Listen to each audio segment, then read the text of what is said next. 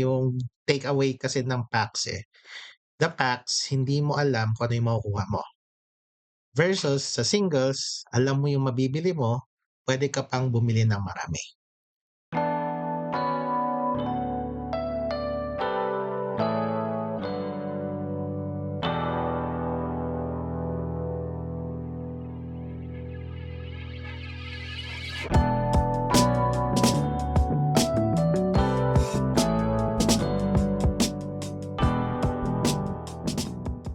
Okay, what's up? What's up? So for today's episode, no, hindi ako nakapag-record last week. Medyo, yung ano ko kasi, yung for the week, yung date of recording ko talaga is every Saturday. Now the problem is, nung last weekend, nagkaroon ako ng, company meeting lang yon. And wala akong time to record kasi sa other place pa yun So, kaya na ako makapag-record. Nakahanap ako ng time to record and siguro for this week, 2 episode yung i-record ko. Now, ang nasa listahan kasi ng gagawin ko yung parang 3-month plan ko. Isang nakaset up kong topic right now, yung topic na, sulit ba ang pagko-collect? Sulit ba ang TCG collection dito sa Pilipinas? Sulit ba siya? Now ako naman, I think that topic hindi ako ang tamang taong tanungin. Now ang pwede kong gawin kasi is i-discuss ko siya in the point of view of an entry level person. Basically for those especially those na curious at gusto ring pumasok sa hobby. Kasi again, like me nung 6 months ago, I guess, yung nangyayari kasi sa akin is I can only watch other people enjoy the hobby. Ganun lang. Like for example, I'm a fan of Jaden Animation. And master ball them immediately. There's no way I'm fighting Groudon. Now get in the box. It's Jaden Animations.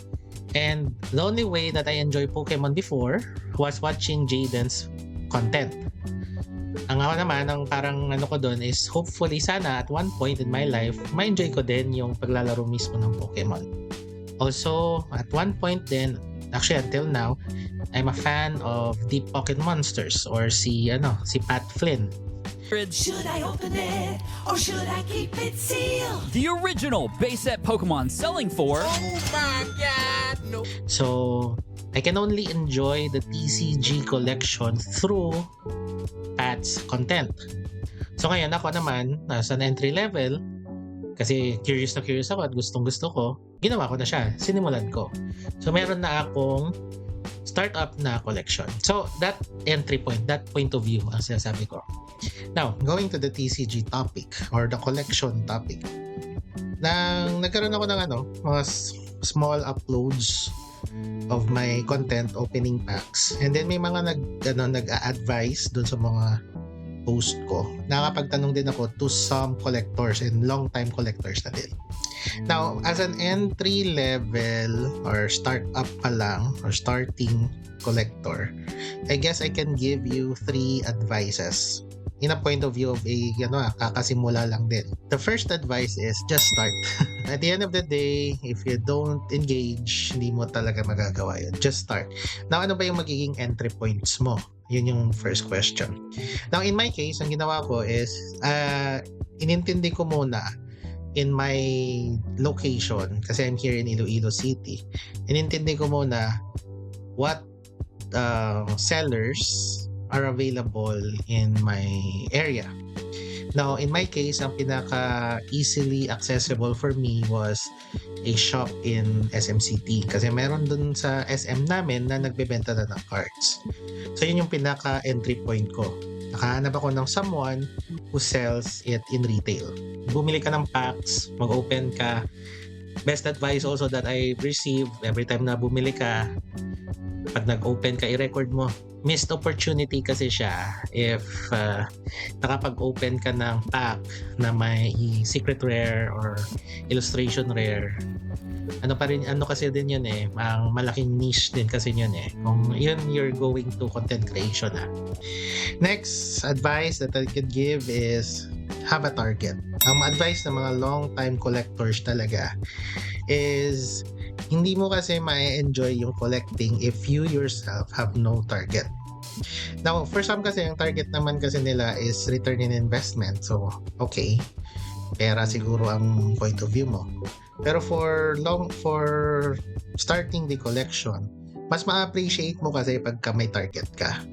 Example, one best target na yung napanood ko kay Pat, yung completing all Gengars. Skyridge Hollow from Cameron. Boom. Reverse Expedition and first edition Sabrina's Gengar from Mr. X. Boom. Then the 2 deck exclusives from Ian. Boom, boom. And I get the realization while sleeving these bad boys up that I have no idea where I'm going to put them. I'll figure that out later.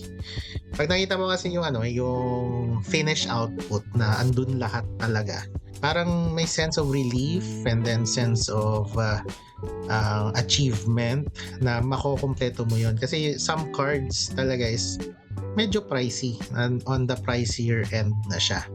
Especially for those cards na na released 20 years ago, 10 years ago, yun. Mahal na talaga yung mga cards na yun.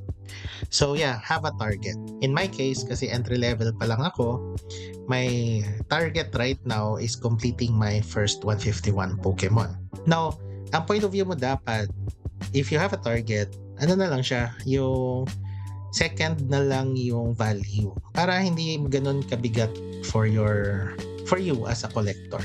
The last one is that for entry level, know your budget. Now in my case, kasi again, sabi ko nga sa mga previous video ko, I'm not here to collect to break the bank. Meaning, hindi naman ako magko-collect and gagastos ng siguro tens of thousands of pesos just for this.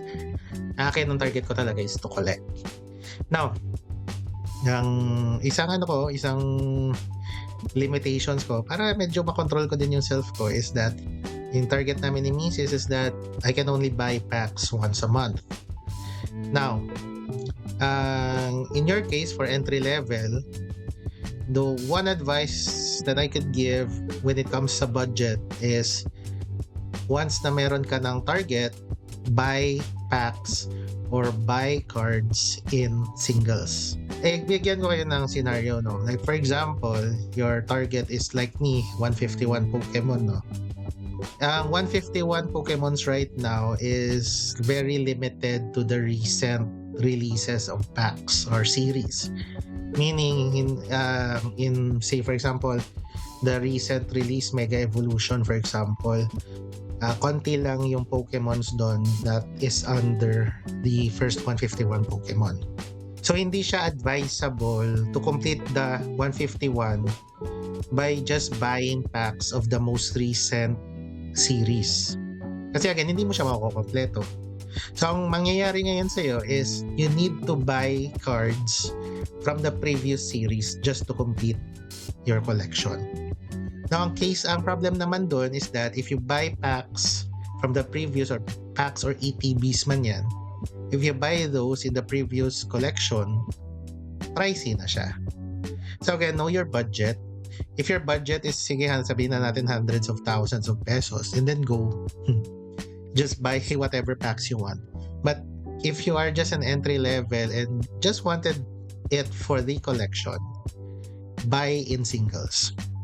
Ano naman kasi ang price range naman kasi ng singles, kung bulks, around 10 pesos lang naman. Pagka yung specific Pokemon na medyo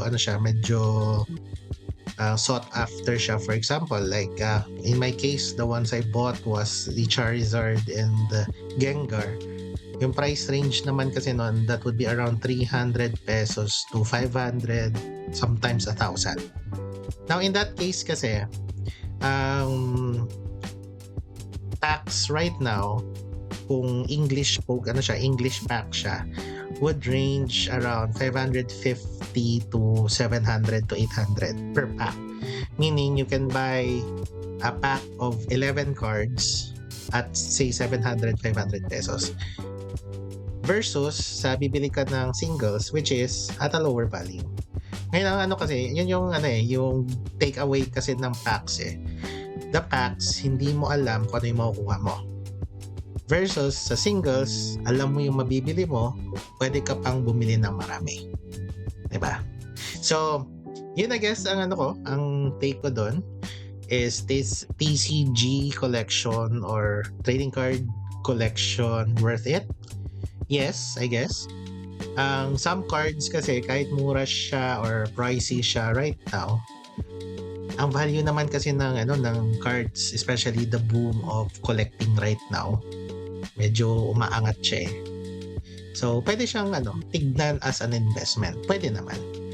Ang challenge lang kasi is it's not that liquid na bibili ka ngayon, tumaas ang value tomorrow, mabebenta mo ba?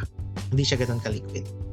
So, for those that looking at TCG collection as an investment, I guess you have to be active in looking at the price ranges sa market behavior. Parang stocks lang din naman siya. So, yeah. Yun yung yun yung Pokemon on the realities of Pokemon collection. So, again, I'll be clear. I'm not the person na long time collector na. I'm sharing my point of view as an entry level in the collecting scene. Okay? So, see you guys in the next episode. Usap pa tayo ng iba. Next episode, pag-usapan natin One Piece naman. So, see you guys. Bye.